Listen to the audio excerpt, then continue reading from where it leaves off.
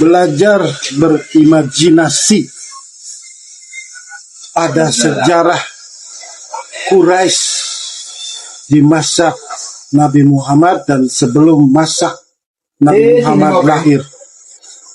Nah, berimajinasi atau berhayal atau berangan-angan boleh kan, tidak dilarang kan ya, namanya berimajinasi.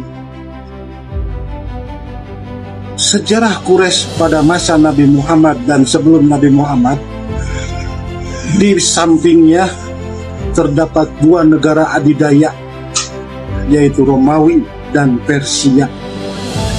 Dua negara, yang pertama Romawi, Bizantium. Kemudian di negara lainnya sebelahnya ada Persia. Dan Quraisy pada saat itu dikenal dengan negeri yang terbelakang. Tradisinya di mana masyarakat Quraisy pada saat itu ketika mempunyai bayi wanita merasa hina karena mempunyai bayi seorang wanita. Masyarakat Quraisy pada saat itu dikenal pemuja patung, juga pendidikannya terbelakang dan kismin. Nah, kemudian di masa itu lahirlah Nabi Muhammad, yang kemudian Nabi Muhammad dinobatkan Allah menjadi seorang Rasul, menerima wahyu dari Allah.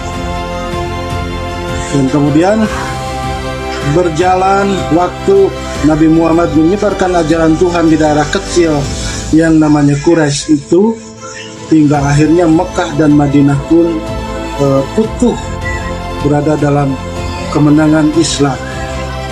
Nah, daerah Quraisy yang kecil itu pada masa itu diberitahu oleh Allah di dalam Al-Quran surat Ar-Rum ayat 2 dan 3 yang menceritakan bahwa negara adidaya Romawi dan Persia akan dikalahkan. Bayangkan, sebuah negara kecil yang terbelakang yang tidak dikenal dalam percaturan dunia diberitahu oleh Tuhan bahwa mereka akan mengalahkan Romawi dan Persia. Ini kan sebuah hal yang mustahil bisa menaklukkan negara adidaya. Dan apa yang terjadi? Nabi Muhammad di masa hidupnya pernah mengirimkan surat ke Raja Romawi Heraklius, dan juga pernah mengirimkan surat ke Persia. Raja Heraklius ketika menerima surat dari Nabi Muhammad, dirinya mempercayai bahwa Nabi Muhammad adalah Nabi penutup karena belajar dari nubuat-nubuat di kitab yang dianutnya. Namun Kaisar Heraklius ditentang oleh para pegawainya hingga Heraklius hanya percaya sendirian tapi tidak berani beriman, tidak berani berikrar untuk masuk Islam. Kemudian di Persia juga menerima surat, namun Persia menolak. Nah, Quraisy yang pada saat itu kecil itu, yang diberitahu oleh Allah akan menaklukkan negara adidaya, setelah Nabi Muhammad wafat, Abu Bakar dan Umar bin Khattab ternyata terbukti 4 tahun setelah Nabi Muhammad wafat,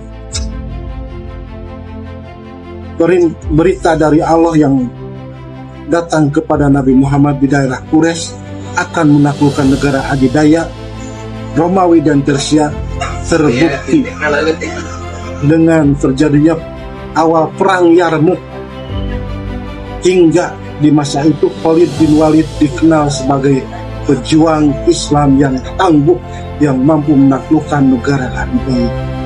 Belum sepenuhnya sebenarnya jatuh Romawi pada saat itu, namun kemenangannya sudah terjadi walaupun belum semuanya. Dan kemenangan yang sempurna terjadi di masa Khalifah Utsmaniyah, di mana Romawi jatuh ke tangan kekuasaan Islam, dan Persia pun sama, jatuh juga ke dalam penaklukan kekuasaan Islam, hingga akhirnya Islam tersebar ke seluruh dunia. 2/3 dunia manusia di muka bumi pada saat itu menjadi Muslim karena kekuatan persatuan Islam pada saat itu. Nah, kita mulai berimajinasi dari sejarah itu. Ketika negara kita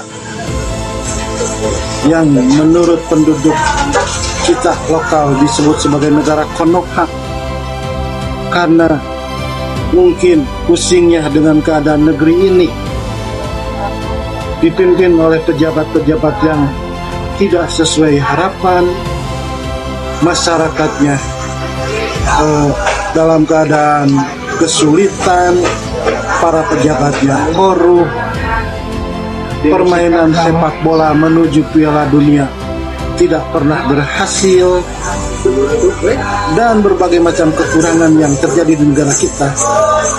Lantas umpamanya Allah menceritakan kepada kita bahwa negeri Konoha, negeri Indonesia akan mengalahkan negara adidaya seperti Amerika dan Zionis. Apa yang dihayalkan? Mungkinkah negeri kita yang saat ini penuh dengan masalah, bencana, korup, dan lain-lain bisa mengalahkan negara adidaya seperti Zionis dan Amerika? Al-Quran menyebutkan bahwa telah dikalahkan Romawi. Ini artinya bahwa pesan ke umat Quraisy pada saat itu yang daerahnya kecil, dia diberitahu akan mengalahkan negara adidaya Romawi dan Persia. Bagaimana dengan Indonesia? Umpama dijelaskan bahwa negara Konoha akan menaklukkan negara adidaya Amerika dan Zionis. Nah, mungkinkah imajinasi ini terjadi? Nah, Allah menjelaskan di dalam Al-Quran, kuntum khairu ummah ukhrijat linnas ta'muruna bil ma'ruf wa tanhauna 'anil munkar wa tu'minuna billah.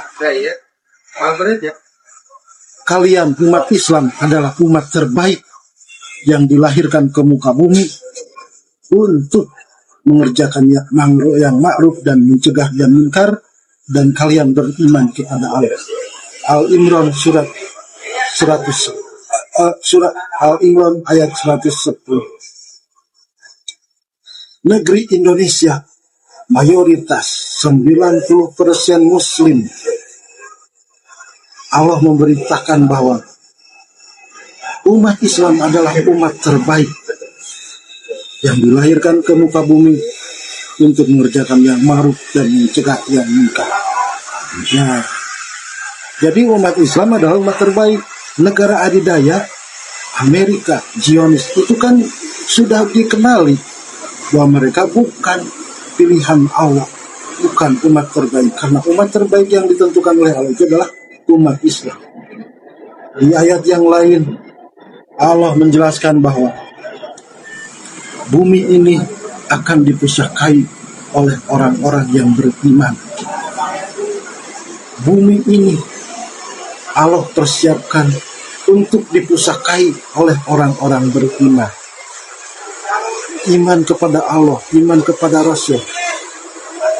Amerika, negara adidaya, Zionis, dan lain-lain, mereka tidak percaya sama Tuhan. Mereka ingkar kepada aturan Tuhan. Maka mungkinkah bahwa negeri yang 90% mayoritas Muslim ini akan bisa menaklukkan negara adidaya?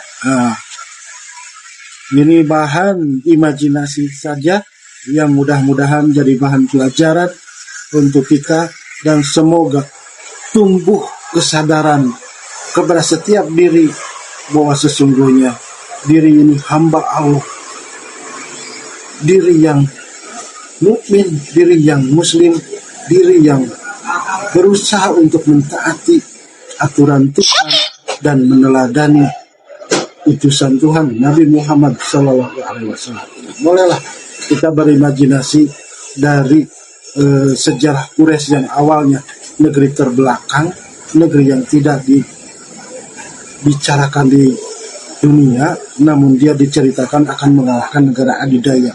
Nah, bolehlah kita mungkin Indonesia, negara yang dianggap kecil, pemerintah mayoritas korup, kemudian banyak masalah, bencana, sepak bola menuju Piala Dunia pun gagal terus. Namun bagaimana jika negeri Indonesia diberitahu akan menaklukkan negara adidaya? Silahkan direnungkan sendiri, yang mudah-mudahan motivasi untuk bangkitnya persatuan Islam di negeri kita. Wallahu a'lam bishawab. Wassalamualaikum warahmatullahi wabarakatuh.